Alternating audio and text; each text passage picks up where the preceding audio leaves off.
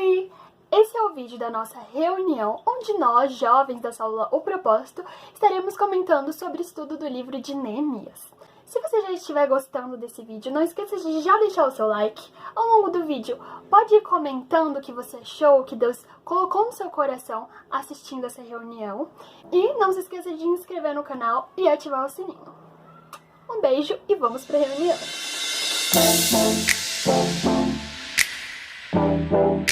Eu vou começar aqui. Calma aí que eu vou fechar a câmera, tá, gente? Desculpa que não dá, porque tem umas coisas anotadas aqui. Mas, enfim, eu vou começar falando do livro de Neemias em si, tá? Pra gente entender um pouquinho aqui. Eu vou ler o texto aqui do autor, desculpa, é um pouco longo, mas a gente vai entender, fé. Ó, a frase de Neemias, como vocês sabem, na minha Bíblia sempre tem a frase, mas aqui é essa aqui, ó. Princípios básicos para ter sucesso no reino de Deus. Aí vamos lá. O autor. Nas escrituras originais em hebraico, os livros de Neemias e Esdras eram um só. E acreditavam-se que Esdras era o autor, embora não tenhamos certeza. Parece que o livro de Neemias foi escrito em parte pelo próprio Neemias. Temos, porém, a certeza de que o livro recebeu esse nome em referência a Neemias. O honrado copeiro, calma aí que não vai estar. O honrado copeiro e sábio conselheiro do rei Artaxerxes.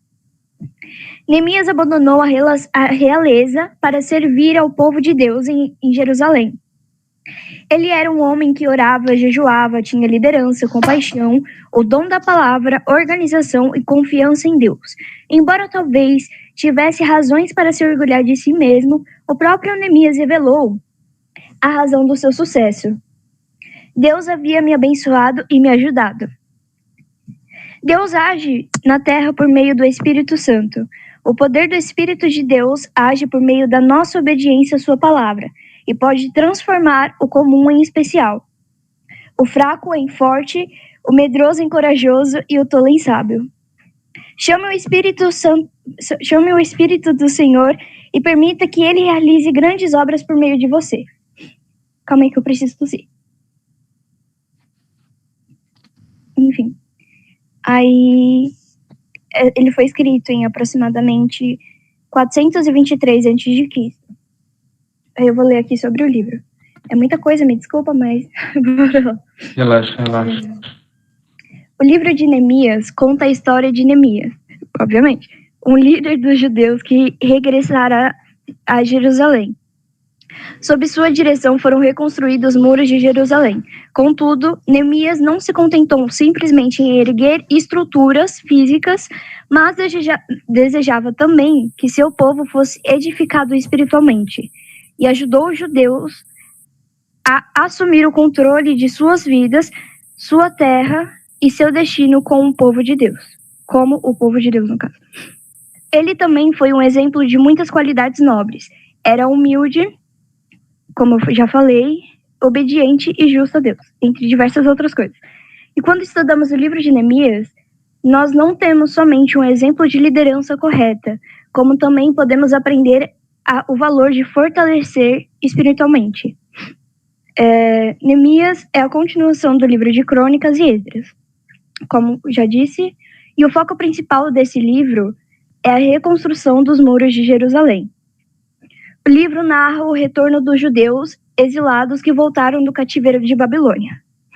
E é basicamente isso. Vocês têm alguma coisa para falar do capítulo 1? Mano, Neemias era querido, né? Tipo, aqui no... já... Tá, calma. Deixa eu me situar que eu me perdi aqui. Enfim, tipo, aqui começando no capítulo 1, né? Tipo, a gente percebe que Neemias era copeiro do rei. Então, tipo, ele era meio... É que escravo, eu acho que não é a palavra certa para se falar. Mas, tipo, ele era muito querido pelo rei. Que, no caso, aqui, até aqui fala, né? Ó, Neemias era o copeiro do imperador da Pérsia, provavelmente o indivíduo mais poderoso do mundo no 5º século a.C. Como copeiro, Neemias gozava da confiança do rei. Note, porém, que na hora do Tipo, Neemias era muito importante, muito, muito importante. E aqui no capítulo 1, né, começa com ele querendo saber, tipo, informações do seu povo, né? E ele, tipo, chegou um mensageiro, ele querendo saber informações sobre o seu povo, e aqui no 4, né? Cadê? No 4, mostra a tristeza de Neemias com a situação. Aqui no 4 fala: quando eu vi isso, me sentei e chorei durante alguns dias. Fiquei chorando e não consegui comer nada. E fiz a Deus uma oração. Tipo assim, vocês perceberam que a primeira coisa que ele fez foi oração, sabe? Ele estava querendo muita notícia sobre o povo. Quando ele soube que a notícia não era tão boa, não era tão ruim, ele foi lá e orou. E, tipo assim, é um negócio muito... que, pelo menos no meu caso, tô tentando... No meu caso não, na minha vida, tô tentando melhorar. Tipo, não acontece muito comigo, sabe? Tipo, acontece uma coisa imediatamente... Tipo, sei lá, eu fico desesperado, tento fazer alguma coisa, não sei o que, não sei o que, mas, tipo, a primeira coisa que tem que fazer é parar e orar, né? Porém, não é isso que acontece, sabe? E, tipo, o Neemias é um bom exemplo. É um bom exemplo disso pra gente. Sim, exatamente. Uma curiosidade que eu marquei aqui, que talvez seja útil, né? Porque às vezes tem umas palavras que complicam muito. É aqui no versículo 1 mesmo, que ele fala no mês de Quisleu. Eu não sei se na Bíblia de vocês está assim, mas na minha versão tá, é Quisleu. Aí eu fui pesquisar, que é isso, né? E é basicamente o mês de novembro e dezembro, só que do calendário judaico. E isso que você falou do versículo 4, Rafa, me lembrou, eu até anotei aqui, eu vou ler aqui. Em sua angústia e tristeza, Neemias fez o que um cristão sempre deve fazer. Ele foi orar. E se repararmos, ele começa adorando a Deus. Ele não chega já pedindo, como a gente normalmente faz. Ele foi exaltar aquele que realmente é. E ele reconhece ali lá pro 7, enfim, 6, 8, ou 6, 7 ali, ele reconhece que ele é pecador e que todos são pecadores. Algo que também muitas das vezes nós esquecemos. Alguém quer falar? Eu anotei no versículo 3, que fala assim: eles me contaram que aqueles que não tinham morrido e haviam voltado para a província de Judá estavam passando por grandes dificuldades. E aí o início do 4 fala: quando eu vi isso, eu me sentei e chorei. E, cara, isso me tocou muito. Porque pensa assim, aí eu anotei aqui: nós, quem sabe, a gente ficaria às vezes feliz por não estar lá, né? Por não estarmos passando por isso. Quando a gente vê, por exemplo, milhões de pessoas passando fome no mundo inteiro, óbvio que a gente fica triste por elas, mas muitas vezes o nosso sentimento de gratidão por nós não estarmos na situação delas é maior do que o nosso sentimento de tristeza, de empatia por essas pessoas, pelas dificuldades que as pessoas estão passando. Então, eu senti isso, que a gente tem que realmente ser assim, sabe? Parar um pouco, não que agradecer seja ruim, mas tirar um pouco o foco da gente. Ai, Deus, obrigado porque eu não estou passando fome, obrigado porque o Senhor tem provido tudo.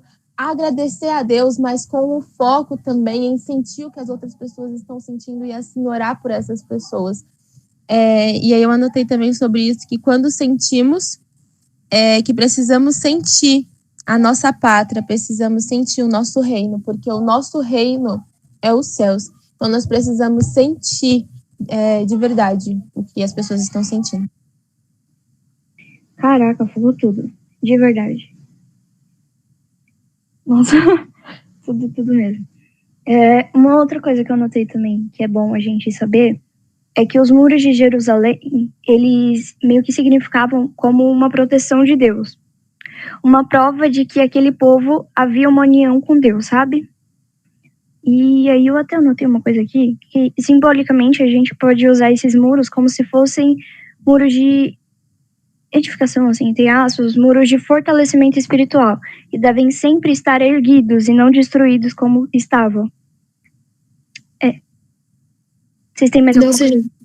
Pode falar. Pera, eu tava vendo a introdução, né, de Neemias, e aí algo que tem até a ver com isso que a Gabi falou, que tava falando assim: sob a direção de Neemias, foram reconstruídos os muros de Jerusalém, e ele desejava que além do físico, ou seja, além de reconstruir esses muros, ele também desejava que o povo também, o povo lá, a nação, fosse reconstruída espiritualmente. Tipo, então, além dele pensar, assim, no bem físico das pessoas, do muro ser reconstruído, acho que a gente ainda vai chegar nessa parte, mas ele também queria que fosse algo espiritual, sabe? Que as pessoas se firmassem espiritualmente, se reconstruíssem. Eu achei muito bonito isso. Sim, é, tipo, muito lindo. Tanto é que na própria oração dele ele fala, né?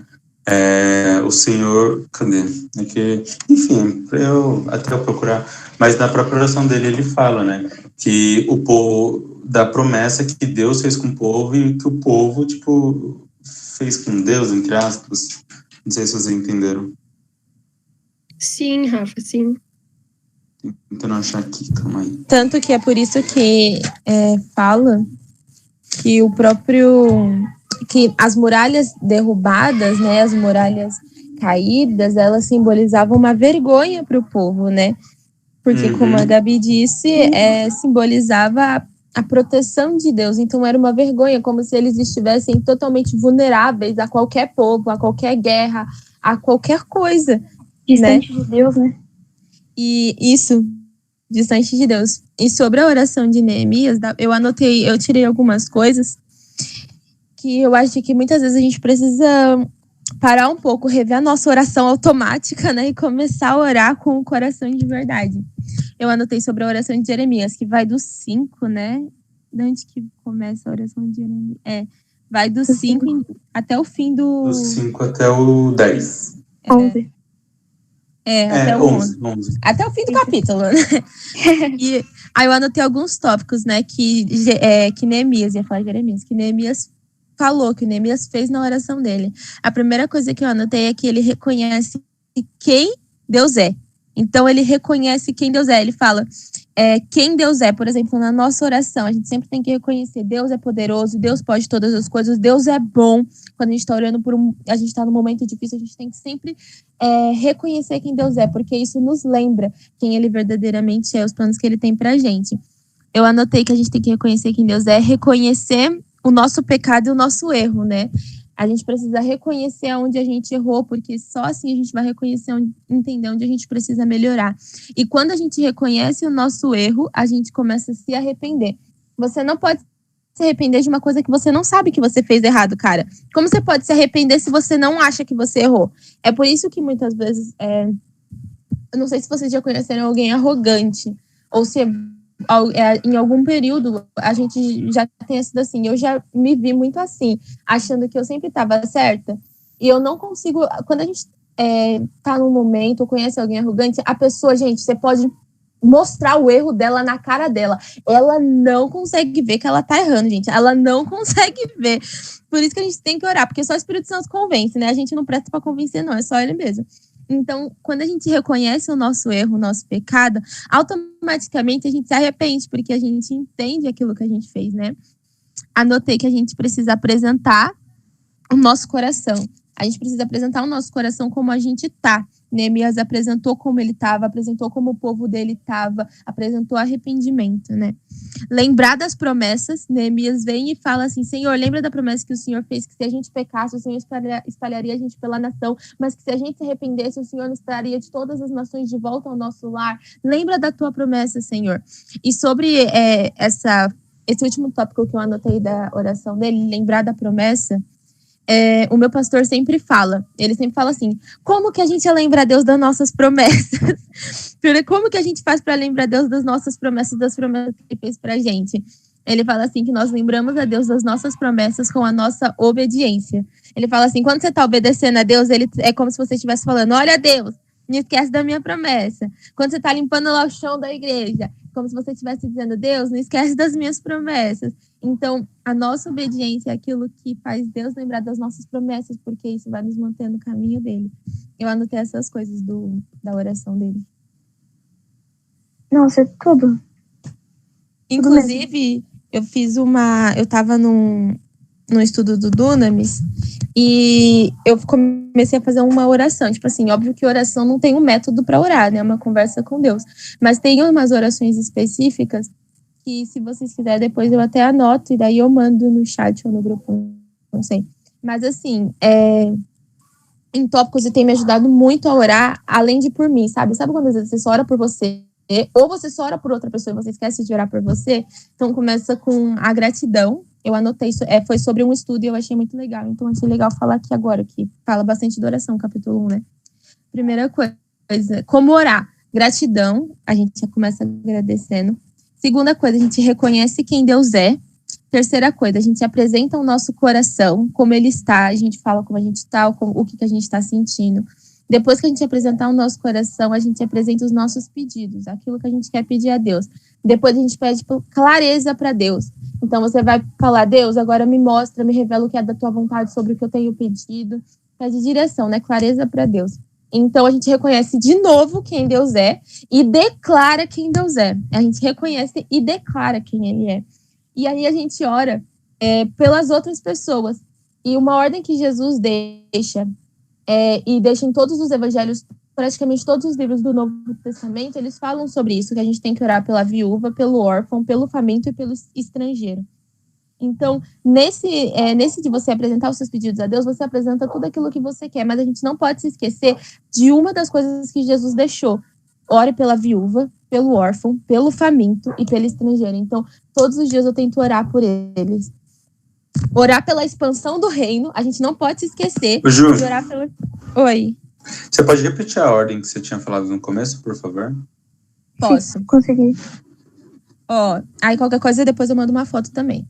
Manda lá no Gratidão. grupo. Gratidão. Gratidão. Reconheça quem Deus é. Apresente seu coração como ele está.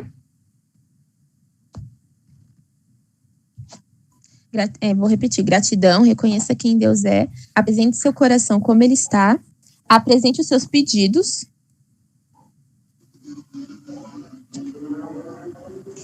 Peça a clareza de Deus.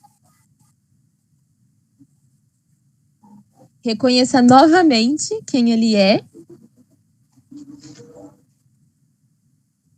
Declare quem ele é. Calma aí, peça clareza. Peça a clareza de Deus. Aí o próximo. Reconheça novamente quem ele é.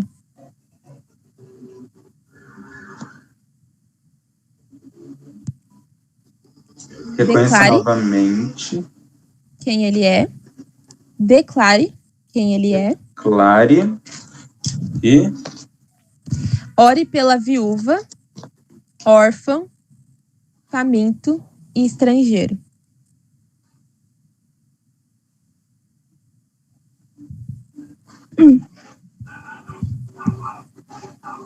Ore pela viúva, órfão, faminto e estrangeiro. Ore pela expansão do reino. Tipo, treine a sua mente a orar por mais do que você.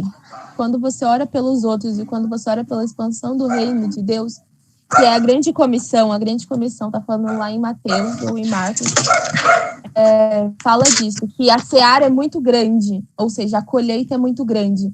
Jesus está falando, a seara é grande, a colheita é muito grande, mas tem poucos trabalhadores. Peçam ao Pai que enviem trabalhadores para ajudar vocês. Então essa é a grande comissão, esse é o propósito da nossa vida, a expansão do reino de Deus. Então ore pela expansão do reino de Deus. E, por fim, agradeça e consagre o seu dia a Deus. E nessa oração, quem fala em línguas, quem já tem esse dom, a gente acha que falar em línguas é só na igreja, é só no reteté, é só quando a igreja está naquele fogo, mas não. Falar em línguas é você orar com o seu espírito. E quando você fala em línguas, você edifica o seu espírito. Você se edifica por dentro. Então, quando você vai fazer essa oração, se você for fazer essa oração já no seu devocional, no fim do devocional, eu prefiro fazer no fim, que no começo eu não tenho nem palavra para orar, acho que eu ainda tô com sono, não sei.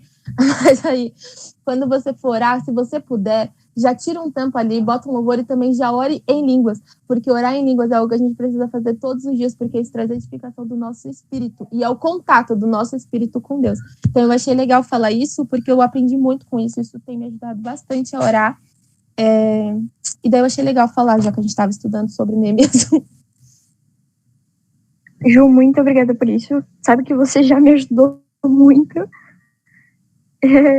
E vou começar a orar assim, porque, cara, que lindo. Tudo, né? Depois, se você puder mandar lá no grupo, aqui no chat, não sei, você que sabe, a gente vai amar, tá bom? E outra coisa que a Ju falou aqui, eu até tinha anotado, é do versículo 9 do capítulo 1. Eu anotei aqui uma coisa que eu achei interessante. Eu vou reler aqui o versículo, depois eu falo o que eu anotei. Mas se, depois disso, vocês voltarem para mim, obedecerem aos meus mandamentos, eu os tirarei, dananana. Eu os trarei, no caso. Só essa parte mesmo.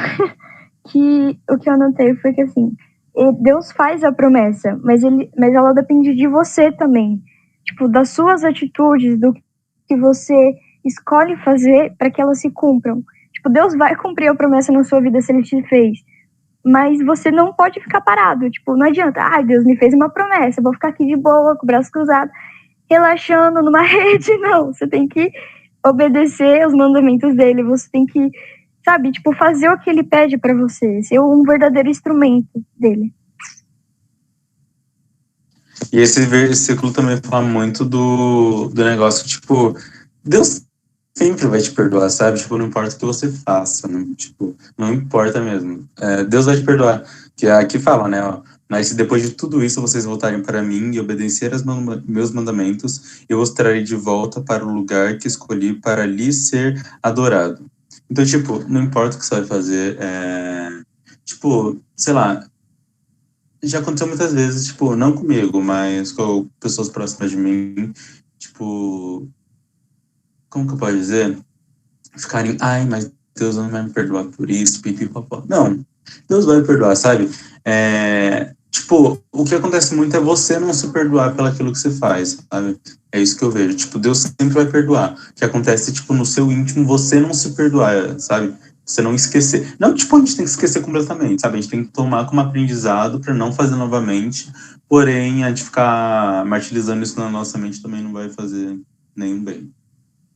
Sim, isso que você falou é que muitas das vezes nós meio que achamos que o nosso pecado é maior do que Deus, é maior do que o amor que Deus tem por nós, e não é, tipo, nada a ver. E outra coisa que você falou, lembrou daquela frase que a gente sempre fala que é: pega a tua cama e anda. Muito bom. E eu também, eu anotei isso, acho que até no capítulo 2, que eu anotei assim, nunca é tarde para recomeçar, né? Que no capítulo, já vou falar, né, que entrou no tema que a gente já pula um pouco. Mas as pessoas começam a rir quando descobrem do plano de Neemias, né, de reconstruir. E daí, gente, Neemias, ele fala assim com uma autoridade, e isso mostra pra gente que nunca é tarde demais para recomeçar. Nunca é tarde demais para tentar novamente. Não importa o que as pessoas falem, não importa o que as pessoas riem dos planos de Deus para você. Se Deus acredita em você, se Deus acredita em mim, quem é as pessoas para nos parar, né? E na minha Bíblia, ela tem uma mini explicação também. E ela fala um pouco de Esdras, inclusive a explicação da Gabi me deu até uma visão sobre Esdras, que estava falando de Esdras, eu não estava entendendo nada o que Esdras tem a ver com Neemias na explicação. Aí a Gabi falou, eu entendi. Mas assim, fala, mas Esdras era um escriba, ou seja, o que lia as leis para o povo e as interpretava. Deus o chamou para orientar as pessoas para que vivessem juntas. Neemias era empreiteiro. Deus o chamou para reconstruir os muros que protegiam a cidade de Jerusalém. Mas mais tarde ele se tornaria governador. Então, cada um tem um propósito, e o seu propósito sempre pode ser usado para servir a Deus. E não importa se você cai, não importa se você não importa se você acha que você não tem propósito, não tem motivo, não tem dom, não tem talento, sempre tem algo em você que Deus colocou para te usar. E sempre o inimigo vai tentar te paralisar, tentar fazer você desacreditar de você mesmo e dos planos de Deus para você.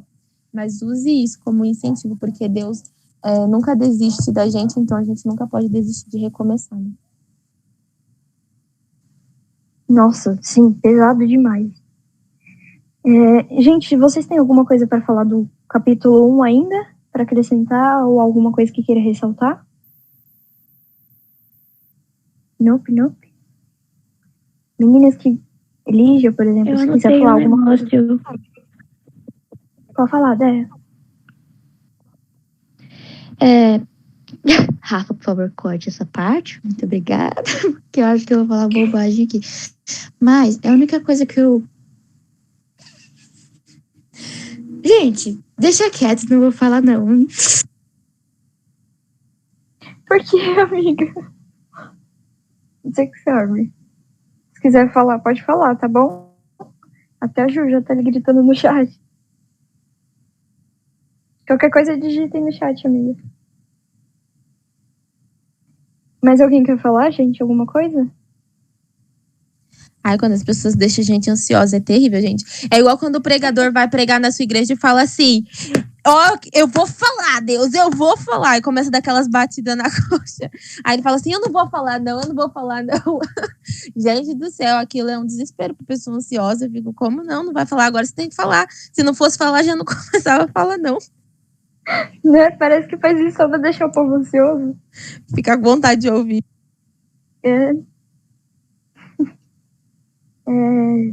Então ninguém vai querer falar mais nada, não? Calma aí. Andei falando no chat.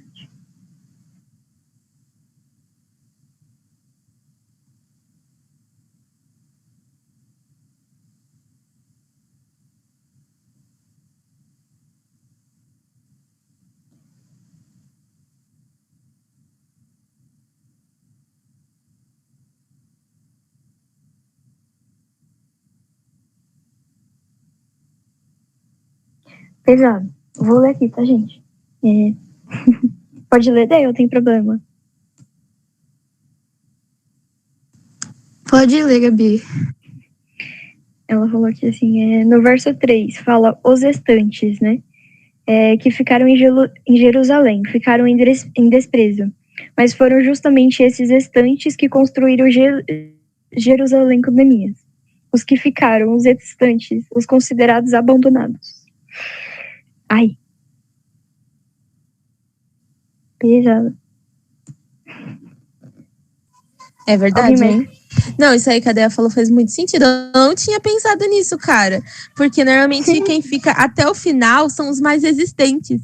E os mais resistentes, em vez de serem considerados fortes, etc., né, eles foram considerados os humilhados, né? Os piores, né, gente? Gente, caraca. Eles passavam até dificuldades e foram lá construir os muros de Jerusalém. Passando fome, vamos lutar por comida? Não, vamos reconstruir os muros da cidade. Passando frio, vamos reconstruir nossa casa? Não, vamos reconstruir os muros da cidade. Gente... Sabe o que isso me lembrou? Aquela frase que fala o Senhor é meu pastor o Senhor é meu pastor, nada me faltará. Então, se você buscar a Deus e a obra dele, as outras coisas serão acrescentadas. Busque o reino dos céus acima de todas as coisas. Eita. Gente, enquanto a Gabi falava, veio uma frase na minha cabeça. Quem não acredita em você sempre vai tentar te parar. Veio assim na minha cabeça. E é verdade, gente. Caraca. Verdade. Real Espírito Santo.